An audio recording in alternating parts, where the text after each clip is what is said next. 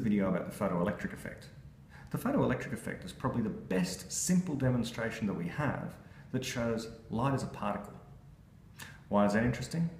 Well, all throughout junior school, you're probably taught that light's a wave. It exhibits all the usual properties of waves, apparently. It diffracts, it reflects, it refracts, it can interfere with itself. These properties are typically associated with waves. Young's twin slit experiment is the experiment that shows that light's able to interfere with itself destructively and constructively. Waves interfere constructively and destructively. So if light interferes destructively and constructively, if it's able to superimpose upon itself to create light bands and dark bands, fringes that are more bright and less bright, that seems to be proof positive that light's a wave. It was Einstein who first explained how light is a particle.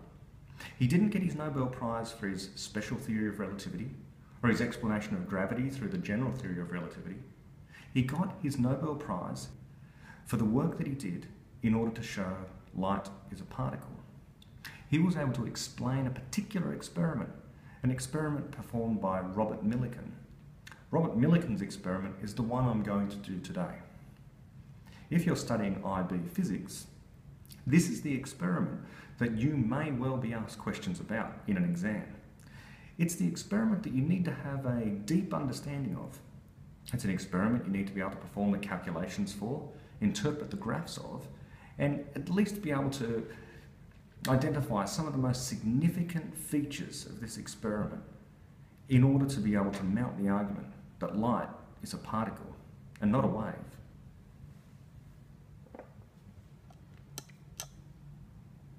This is the photoelectric effect apparatus. It looks like a little box that's got dials and switches on it, and it also has this meter, and the meter is labelled photocurrent. It's actually a combination voltmeter ammeter. What we can notice about the photoelectric effect box is that it's not connected to any power source. Unlike my actual power source over here, which I'll be using later, which is plugged in to the electricity. The photoelectric effect apparatus contains inside of it a vacuum tube which we can't see. The vacuum tube is hidden deep inside the box so that light does not get into it. Why should that be of concern? The vacuum tube has a piece of metal inside of it, and coated on that piece of metal is some cesium, which is extremely reactive. That cesium metal is kept inside the vacuum tube so that it does not come into contact with the air. In fact, if it did come into contact with air, it would spontaneously combust into flames, and our experiment would be over. Now, if you look at this diagram here, what you can see is the internal workings of our phototube.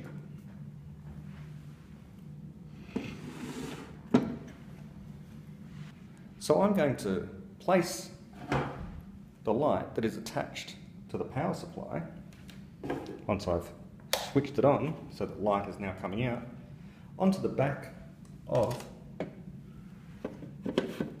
our photoelectric device. So now a light is now passing through the gap. If I turn off the power, you can see the light goes out. Light goes on, light goes off. At the front, nothing much is happening. I have my backing voltage turned down to the minimum.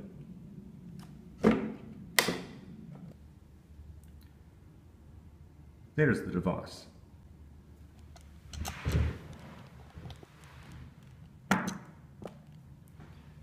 Here is a schematic image looking into the inner workings of the photoelectric effect device. Notice here we have the light. The light is illuminated by an incandescent light source. And so the beam is approximately continuous in its spectrum. In other words, all the colours of the rainbow. The light passes through an aperture here, a gap, into which we can put different coloured filters. Once it enters the phototube area, there is a vacuum tube. The vacuum tube is called a vacuum tube because it is literally a vacuum. There's no matter in terms of air inside of the vacuum tube. It's been evacuated. This curved surface here is the cathode. The cathode is coated with a particularly reactive metal, and the metal that's chosen is cesium. Now in chemistry, cesium is a group 1 metal, which means it's extremely reactive. At the level of the atom, what that means is it is quite easy to remove electrons from an atom of cesium. Cesium, being one of the most reactive of all the group 1 metals, means that it is particularly easy for cesium to lose those outermost electrons. In fact, we're going to see in our experiment today, it only takes light to remove some of those electrons. So here we have the cathode. The cathode is the surface from which the electrons will be emitted, and they will migrate towards the anode. The anode is positively charged. This might be different to what you learn in chemistry. But remember, in chemistry, the anode is the place where oxidation occurs. So simply trying to remember that one of them is positive and one of them is negative can sometimes lead you astray, especially if you're considering the differences between galvanic cells and electrolytic cells. Here in physics, it's best to just recall that the cathode is the place from which the electrons are moving away. So the electrons move away from the cathode and they move towards the anode. When we're performing this experiment, the only time when electrons should leave the cathode surface and travel towards the anode is when a light is shining. If there's no light shining, then nothing should happen to the metal, you might think. After all, absent anything else, a lump of metal in outer space, without any light source around, should simply sit there, shouldn't it? There's no oxygen to cause it to corrode. There's no water or salt to cause it to rust. Imagine we have no other material whatsoever. We literally have just a pure piece of cesium. There's no matter around. It's in the vacuum of outer space. Now we introduce some light. What should happen? You might think nothing should happen, and that could be a reasonable assumption. After all, light's a wave, so perhaps it just causes the lump of metal to heat up. What actually happens is that electrons are emitted from the surface of the metal, and we can detect those. How?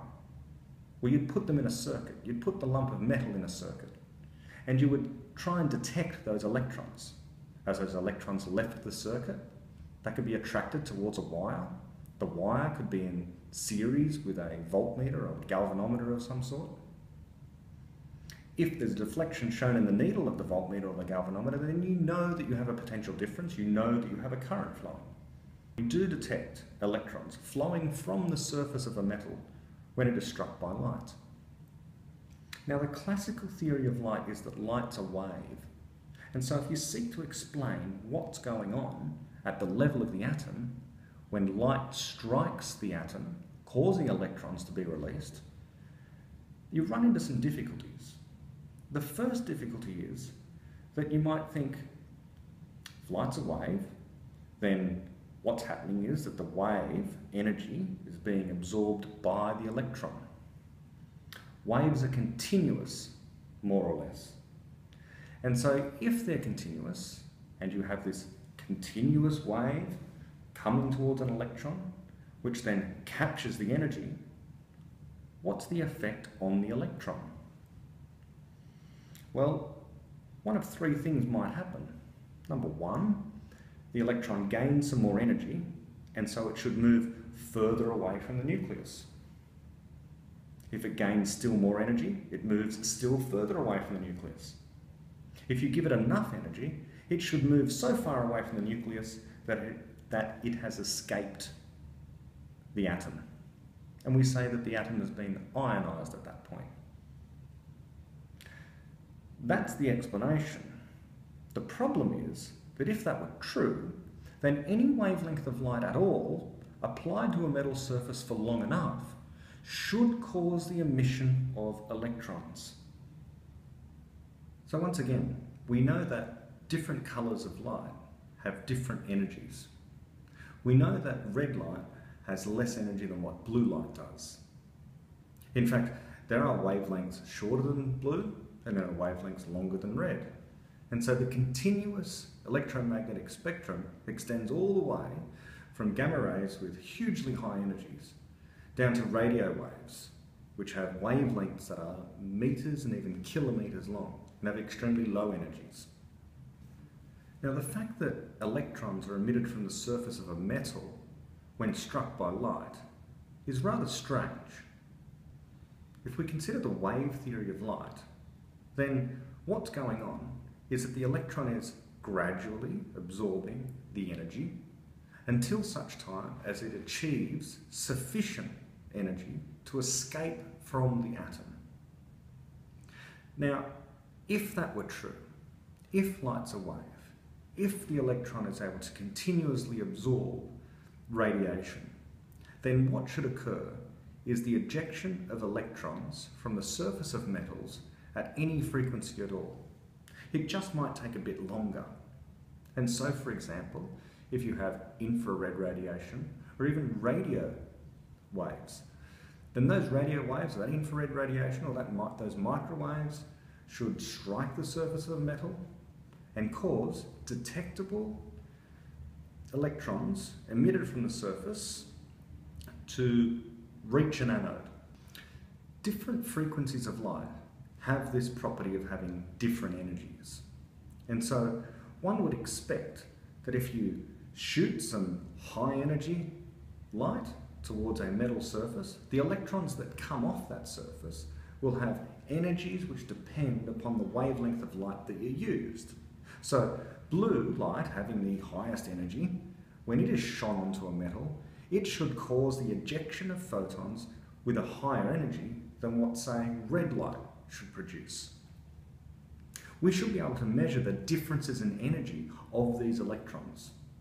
How might we do that? If we look again at our phototube here, what's physically happening is that light in the form of photons is striking the cathode, and then electrons from that cathode migrate towards the anode. If you were using red light, the energy with which the electrons from the cathode migrate towards the anode should be less than what they would be, or the energy that they would have should be less than if you were using blue light. Blue light has more energy, so the collision between a photon of blue light and an electron around a cesium atom in that cathode should be more energetic with the blue compared to the red. How can we measure the energy of those photoelectrons, as we're going to call them? A photoelectron is just an electron that has been caused to leave the atom around which it was constrained. How can we measure the energy of such electrons? Well, what we actually do in this experiment is we apply a potential difference to the anode. The anode is normally positively charged. The cathode is the negatively charged metal, negatively charged because that's where the electrons leave from. Now, if we make the anode ever so slightly negative as well, then an electric field is created around the anode, which repels those electrons that are leaving the cathode. Now, there must be some minimum voltage that you need to use, that you need to apply to the anode, such that it just stops the most energetic of the electrons leaving the cathode surface. It's easier to measure the potential difference, the electric field, that you need. It's easier to measure the voltage that you need to apply to the anode in order to just stop those photoelectrons arriving from the cathode. And so that's what the photoelectric device does. It enables you to increase the voltage on the anode. That's the experiment that we're about to do. We're going to use 4 different wavelengths of light. Firstly, a red filter. The red filter allows a number of different photons to pass through it, a range of wavelengths. But the shortest wavelength that can pass through this filter has been measured by another experiment, and it turns out that it's 612 nanometers. That's 612 times 10 to the power of minus 9 meters. We'll also use an orange filter, 566 nanometers. A yellow filter at 492 nanometers. And finally, a blue filter, the most energetic photons that can pass through this blue filter have a wavelength of 428 nanometers. So let's begin the experiment now.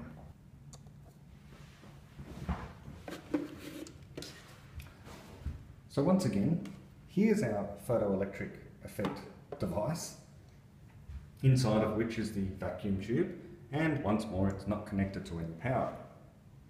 I've just put it on a box so we can more easily zoom in to where the actual current meter and the voltmeter happens to be, and so we can read that scale. Here I've got a light attached to the power pack, and if I switch on the power pack we get light.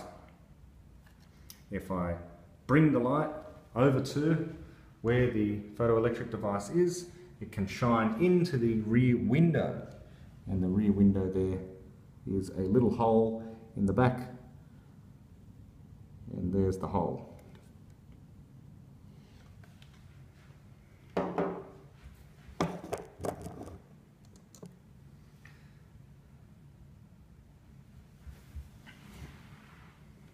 Now, I haven't yet turned the power on. My switch here is set to amps, so it's going to be measuring the current. My backing voltage meter is set to minimum. My meter sensitivity is set to minimum. I'm closing the window at the top here, and I'm now going to hit the power switch, and we'll see if we see any movement whatsoever in the meter's current. So let's see if the needle moves even at all if I switch the power on. And it does. We can see it ever so slightly move. Now, why would that be? Well, remember, at the rear of this device we've got a window, and the window is just a little hole through which light can enter, and the light entering in there is actually causing the photoelectric effect. So again, let's just see what happens when I switch the power back to the off position. We get a deflection, and on, and it moves up. Off. Let's see if I block the rear with my hand. So if I just put my hand over the back to stop the light from getting in now, and let's perform the same experiment. Maybe a less of a deviation when I switch it on.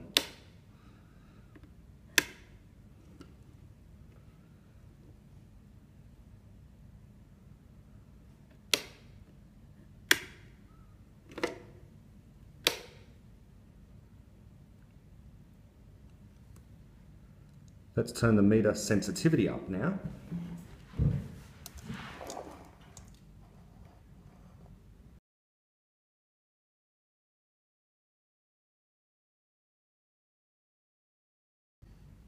right to maximum.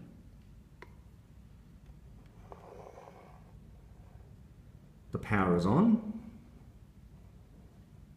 and I can see quite a bit of current, relatively speaking, entering the device. Now again, I'm going to put my hand at the back and cover. You can probably just see my hand there, covering the rear window, and it goes down to the null zero position, zero current. Hand off, some light is getting in the back. Notice that the rear here is a white surface, so it's reflecting some of the light from outside. Here is my light source. We would expect that as the light source is brought towards the window, we get quite a bit of deflection. Let's see, and yes, up it goes. That demonstrates the photoelectric effect. The light is shining onto metal, and as it shines onto the metal, electrons are emitted from the metal surface.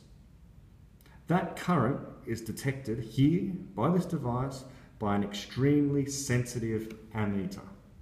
The ammeter goes down to nanoamps. It's extremely sensitive. We have no reason in this experiment to actually measure the current.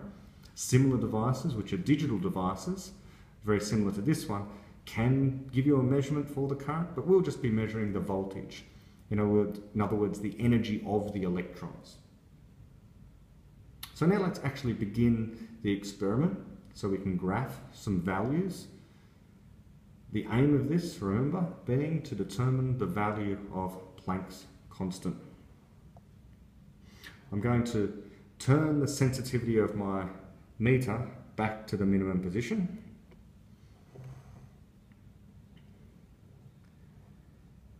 I'm now going to take my light source and move it to the rear and insert it into the slot.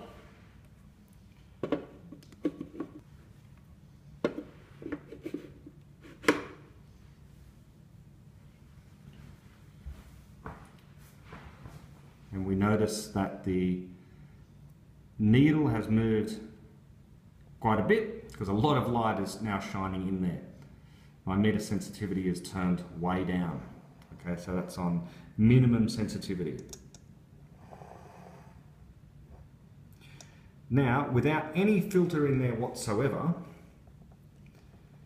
the first experiment I'm going to perform, or the first investigation I'm going to perform, is what happens when I apply a voltage to the anode.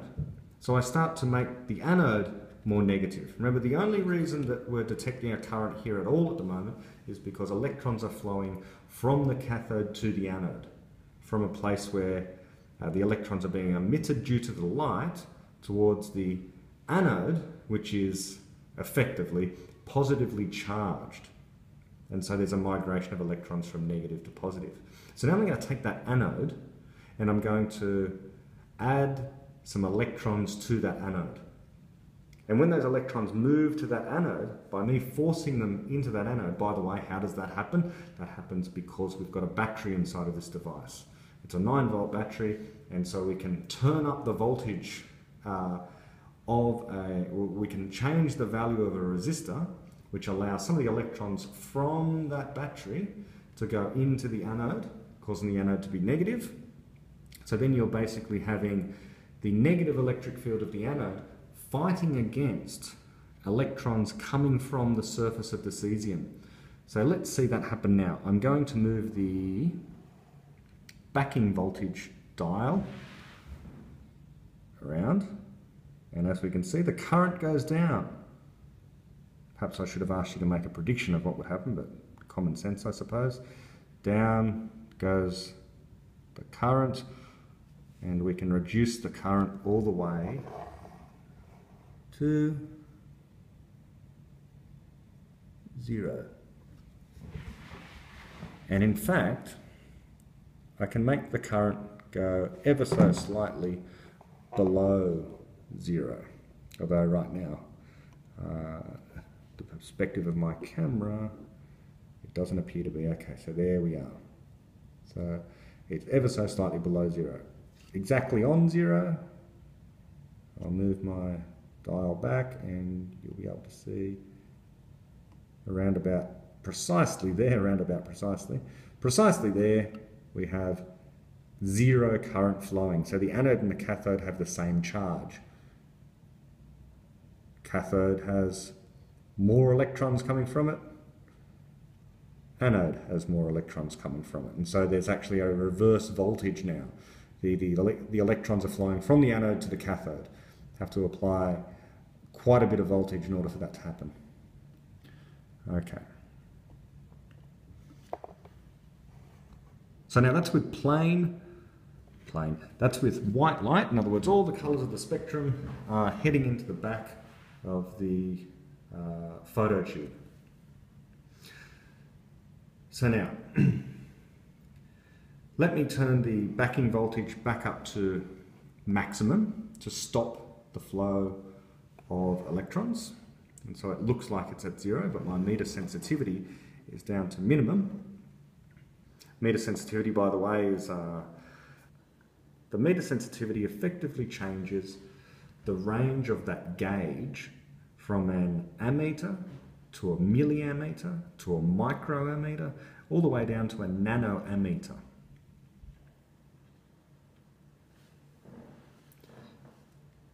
So now let me take the first of my filters, the red filter, and the red filter is going to fit in the window here into a slot.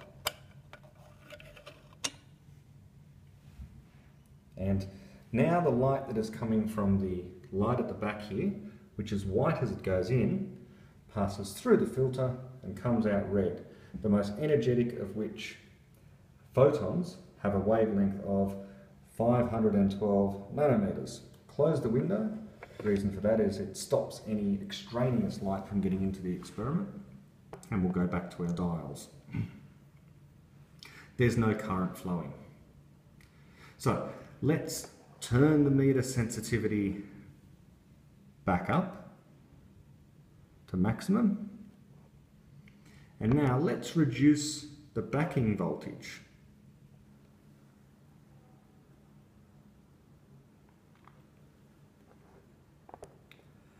So now we have current flowing from the cathode to the anode.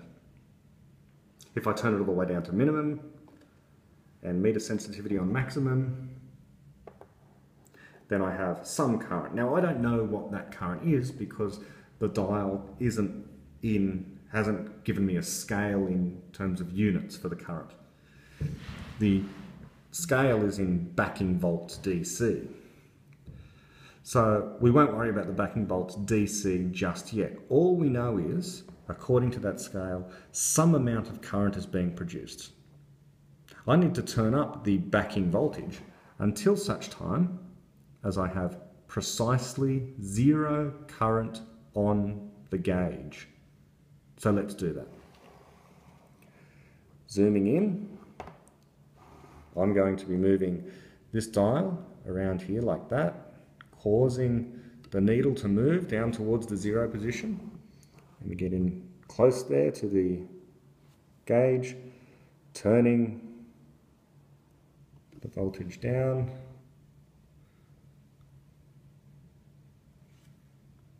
And more. Until we are exactly as much as we possibly can with an analog scale, having the needle reading the zero. It's around there, I imagine. If I go any further, the needle moves ever so slightly below the zero line. So I want it to be exactly on zero and without any parallax error, so it's hard for the camera to be perfectly in line. I've done my best.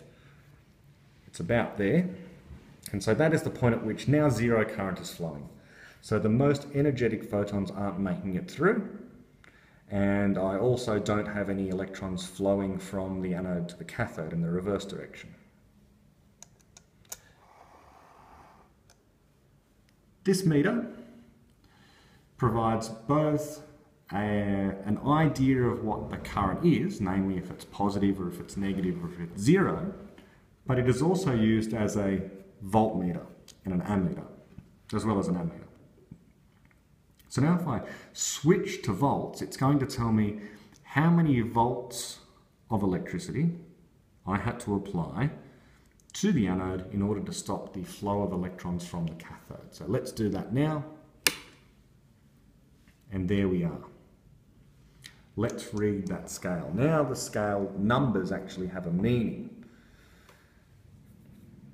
We can see the number 0.5 there. We can see the 0.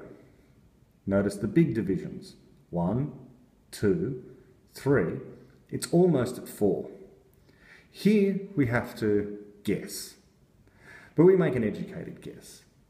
We can see it's between 3.5 and 4. But I can see it's closer, depending upon your perspective. You have to avoid parallax error. Remember, you need to look right above the needle. So it's hard for the camera, but from my perspective, I can tell that it's extremely close to the 4, much further from the 3.5. So I'm going to guess it's very close to 3.8. And so 3.8, sorry, 0, so it's very close to 0.38. So 0.38 volts is the potential difference I needed to apply to the anode to just stop the flow of electrons from the cathode. That means that because I've got 0 current flowing at 0.38 volts, the most energetic of all the electrons that were flowing from the cathode to the anode also had an energy of 0.38 volts. So that's what I'm going to write down in my records. 0.38 volts for red. Let me do now the other 3 filters using the same procedure. I'll remove the red filter. Red filter is going, and put in the orange filter.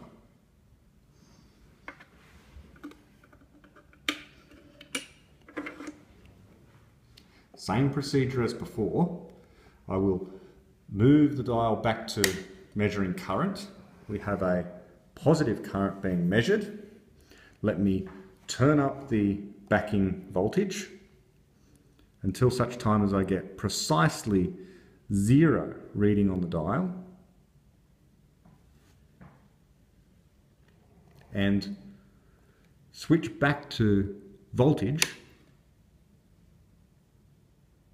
and notice now that the reading is 0.67. 0.67, depending upon your perspective. 0.67. So for red, 0.38. 0.38 for red, 0.67 for orange. Next, yellow, 492 nanometers.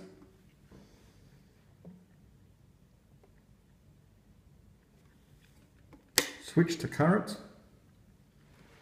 Turn the backing voltage up until I get 0 reading on the ammeter. So turn till I get 0 current on the ammeter. Switch to voltage, read the voltage, 0.6, 0.7, almost 0.8. I'm going to say 0.79. And move on to finally blue, a blue filter, the 428 nanometers, Into the device it goes. Once more, switch to current. Increase the voltage once more until we get 0 current.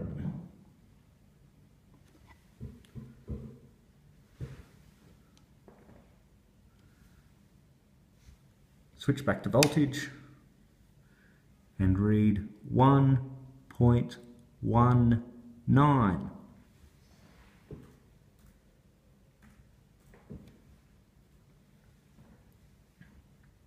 And we've completed the readings. We now need to record these readings, we need to graph them, and then we need to interpret what our graph is telling us about reality. Let's do that. So to recap, the light has entered through into the phototube where electrons have migrated from the cathode to the anode. We've turned up the voltage on the anode here to stop that flow of electrons. The voltage required in order to stop those electrons tells us how energetic those electrons are. Different wavelengths of light caused different energy electrons to be emitted from the surface. In other words, electrons with greater kinetic energy. Let's move on to our spreadsheet of results. I've already filled this one in, but let's explain how we got there. Firstly, the speed of light.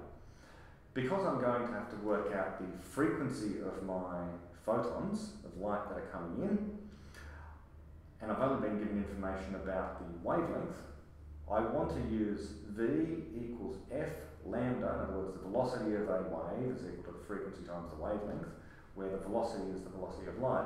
I do not want to use an approximation.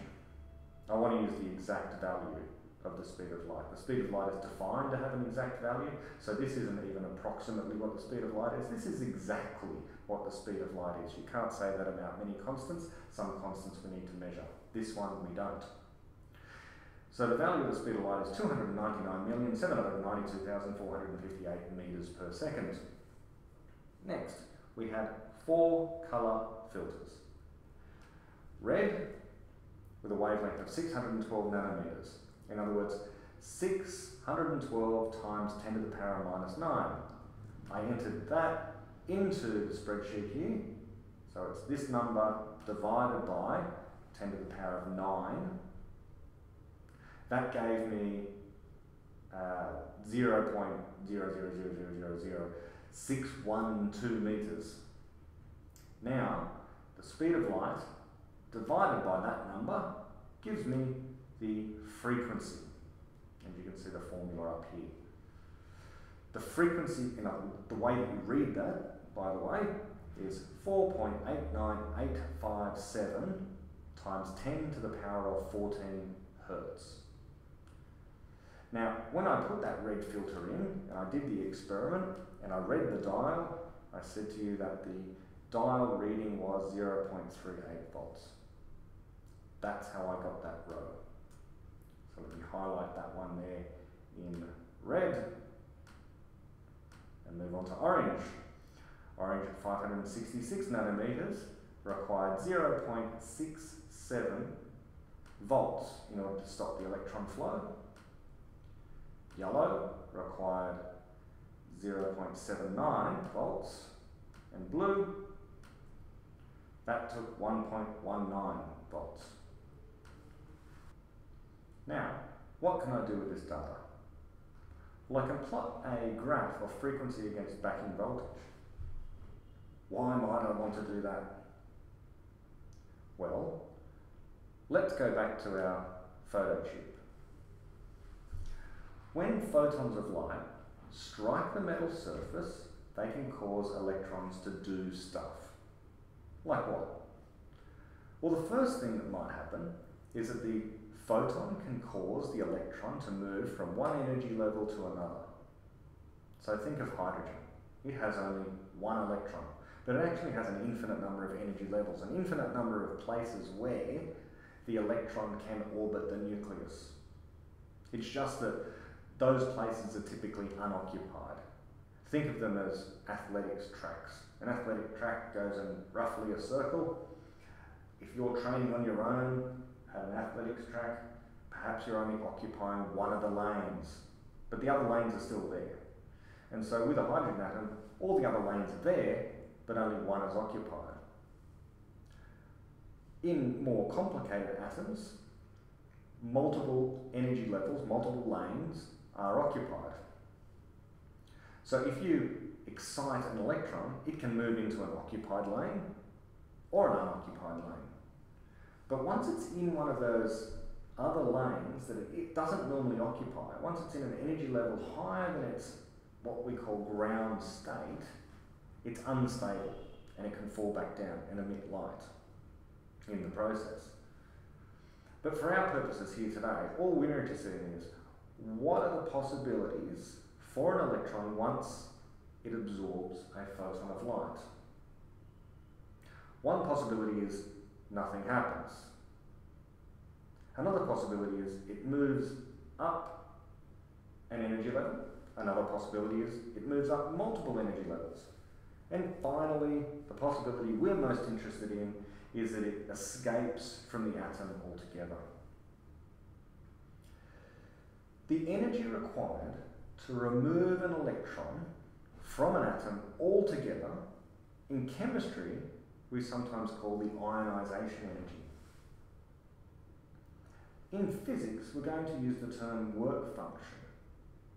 The work function is the energy in volts required to move an electron from the surface of the metal to a cathode, to an anode where we can detect it. So once again, the work function is the energy required in order to completely remove an electron from the surface of a metal. Now, if we do remove an electron from the surface of the metal, well, it might fall back to the metal again. It might be attracted back to the metal from where it came. Or it might not have enough energy to leave the cathode and migrate all the way to the anode. We're interested in the ones that do make it all the way to the anode. So, given that's our situation, Einstein's great insight was to say that the energy depends upon the frequency. The energy of a photon depends upon its frequency. Now, if it depends upon its frequency, how? Well, he said they're directly proportional. And so if they're directly proportional, there needs to be a constant of proportionality. If the constant of proportionality is 1, and in certain systems in physics you can regard it as 1, then you would say that just E equals F. But now, we're working in SI units, and so for that reason, we won't go any more deep than that, we need a constant of proportionality. So let's use the letter H. This formula, E equals HF, is the energy of a photon.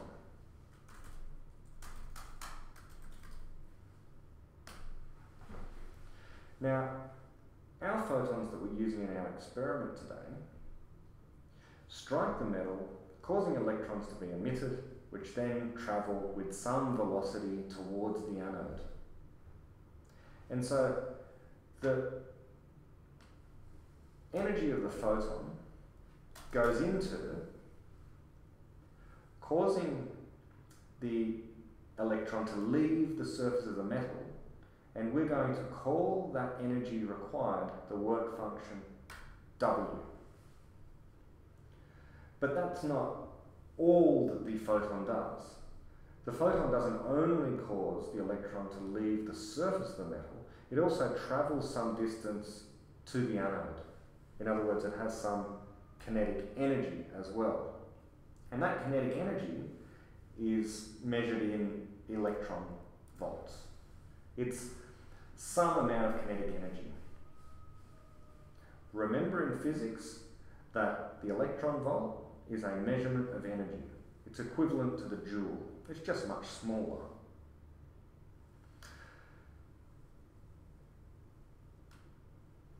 I can rearrange this equation such that EV is equal to HF minus W. Now I can divide through by the charge on an electron to get V equals H over E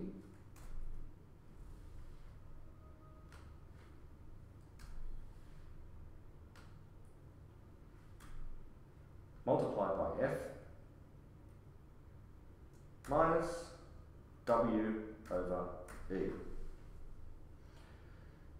This formula now, that's inside of this pink box, is of the form y equals mx plus b. We've taken readings for V, the backing voltage, and we've taken from the filters we've been using the wavelength, which gave us a frequency. So we've got a y and we've got an x-axis.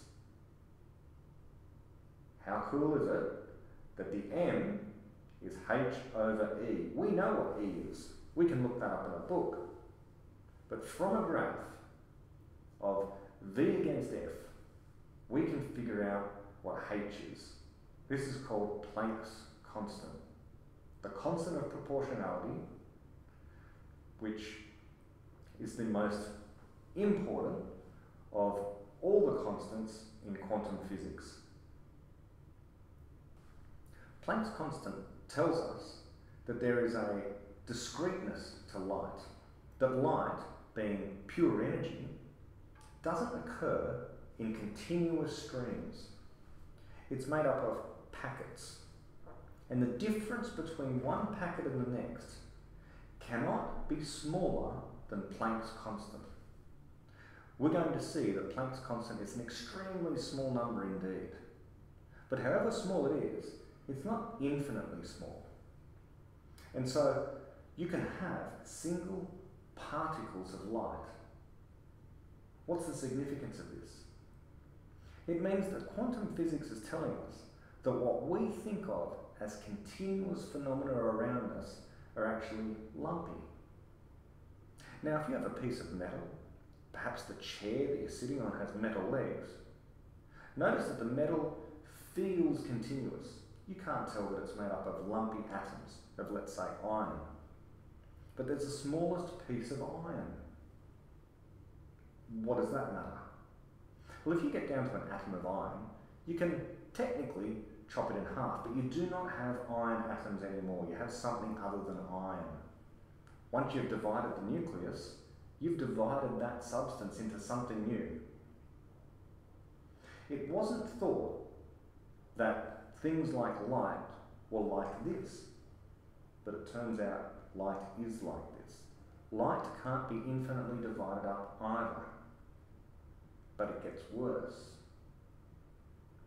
Planck's constant tells us that energy and even time can't be infinitely divided up. That if we take quantum theory seriously as a description of reality at its deepest, you can't divide up space infinitely either. If you can't divide up time and space infinitely, that means that from one moment to the next, it's not a continuous stream of time. Rather, time is more like a movie. It's discrete, and there's a smallest possible unit of time. So just like frames in a movie, which although they're 24 times a second seem quite fast and continuous to us, we know that they are made of discrete, still pictures. It might be that the universe is like this. But don't be too concerned yet. There's another theory, the general theory of relativity. The general theory of relativity explains what gravity is.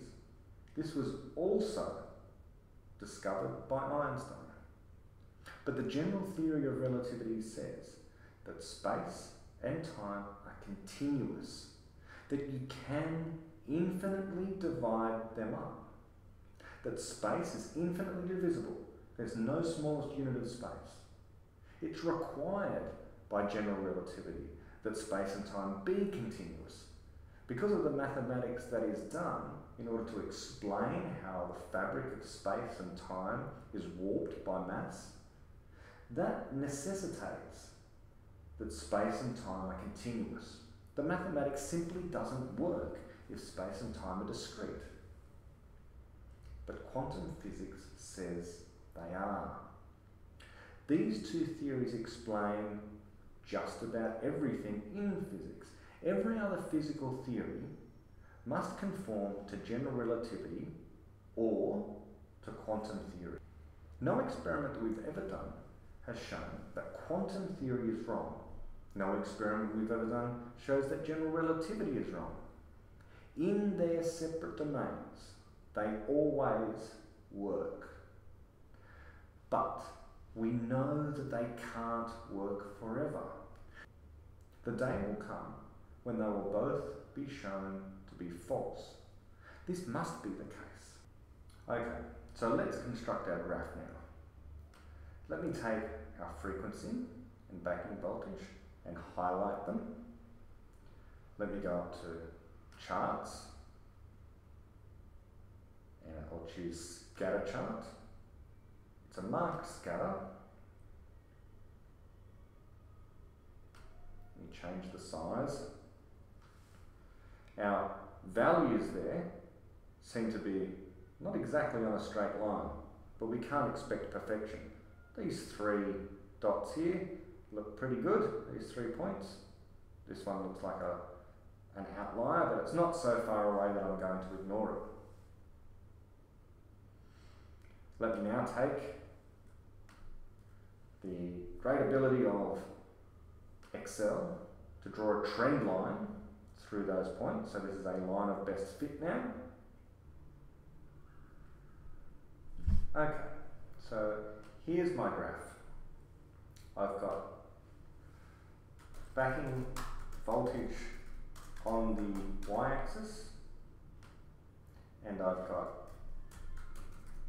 frequency in hertz on the x-axis. The gradient of my line, according to Excel, is 4 times 10 to the power of minus 15. The units of that will be 4 times 10 to the power of minus 15 joules.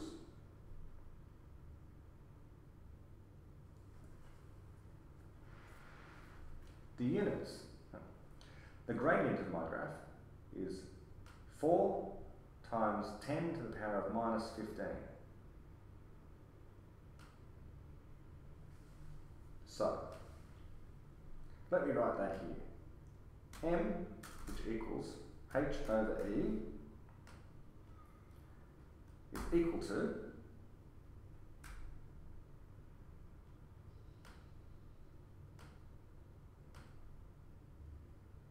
M is equal to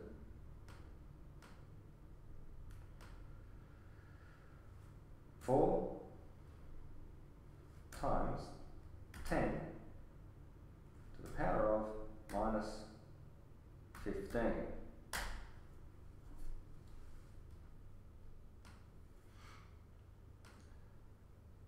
So 4 times 10 to the power of minus 15 multiplied by E is equal to H. That's simply by substituting what I have here, which comes from back here. Okay, my M, my gradient of my line, is Planck's constant divided by the charge on an electron. The gradient on my graph given to me by Excel is 4 times 10 to the power of minus 15. So 4 times 10 to the power of minus 15 is equal to H over E, or E times 4 times 10 to the power of minus 15 equals H. Now what is E? 1.609 times 10 to the power of minus 19. So let's do that calculation. So Excel can do that for me. Equals 4 times 10 to the power of minus 15 times 1.609 times 10 to the power of minus 19.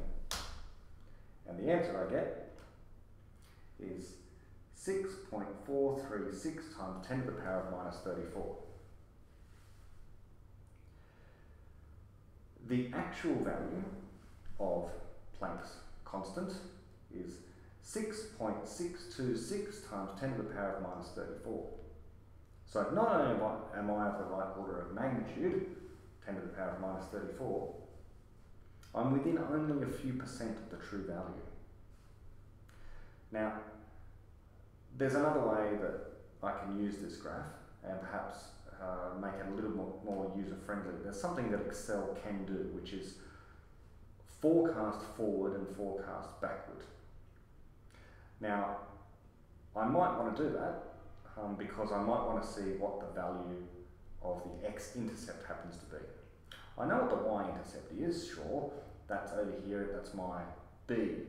Okay, my work function is given by this number here, minus 1.2909 volts. So I'm going to just change the values that I've got here in a very simple way. So instead of having them written as 4.898575 times 10 to the power of 14, which is what appears in this cell, and this cell, I'm going to take out the times 10 to the power of 14 and put that into a new table down here. So here is the same values that I had up here. I'm just going to move the whole table here. And so this is 4.9 times 10 to the power of 14, 5.3 times 10 to the power of 14, 6.09 and 7 times 10 to the power of minus 14. Now I can do much the same thing. I'm just going to do a scatter chart again, same as before. This time draw a trend line. And notice that what it brings up, aside from allowing me to display the equation on the chart, is also the option to forecast forwards and backwards. Now in fact I did have it for the previous graph that I did, but when you're using such big numbers on the x-axis, it doesn't like to forecast. I don't know why, but let's do that and watch what happens down here. So forecast backwards, there goes the line being extended, there it goes again, there it goes again, and we can go to a maximum of 5, which is exactly what I need, it turns out.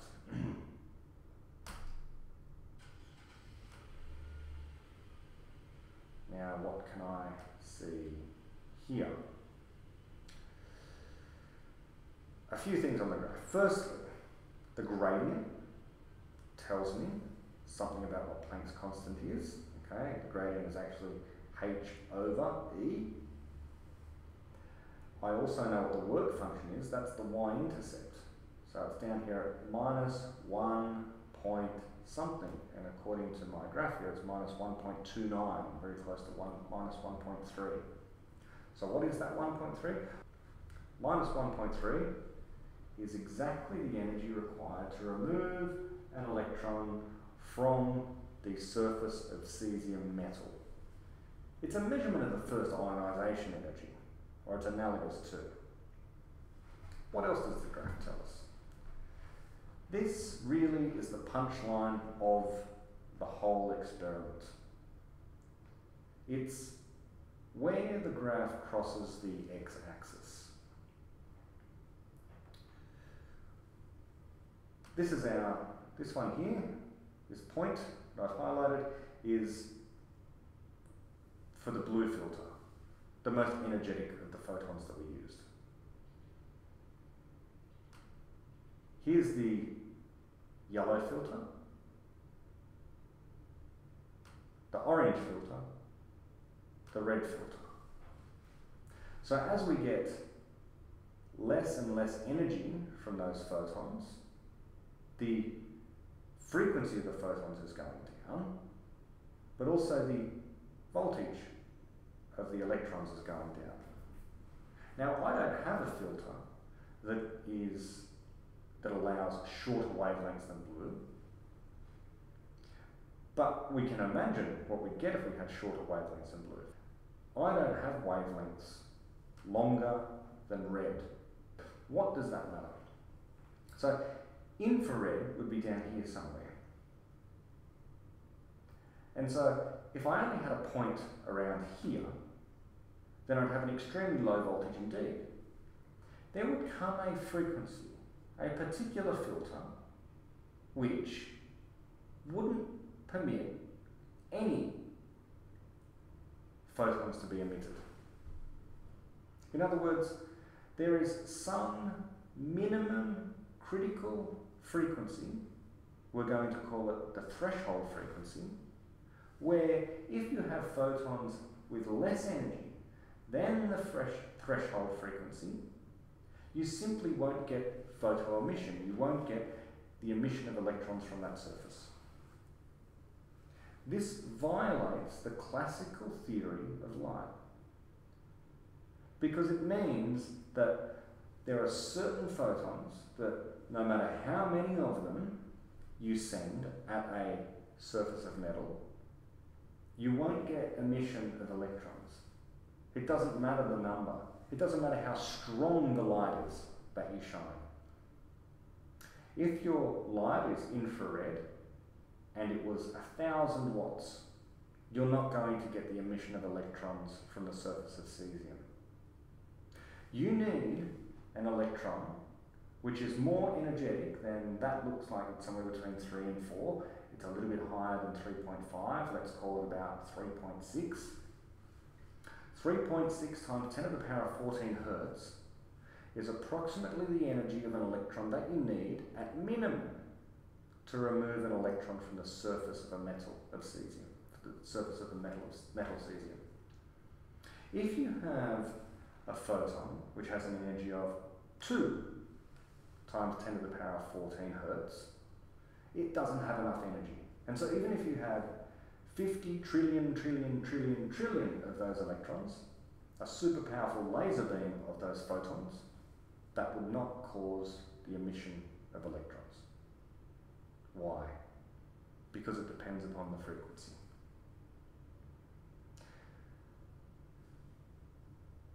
Why does this prove that light is a particle? Because again, if light was a wave, then we shouldn't have a cut-off frequency. We should not have this threshold. This cut-off frequency tells us that it doesn't matter how long you wait. If you don't have enough energy in a single photon, the electron won't be emitted. The electron cannot gradually absorb energy from low energy photons. It can't, if light was a wave, gradually absorb that energy. There must be something wrong with the wave theory of light. Not only is there something wrong with it, it is completely false. The truth is, light's a particle. But now we might wonder, how is it that light can be a particle when it does all those things like reflect, refract, interfere, diffract? That's the topic of another lecture.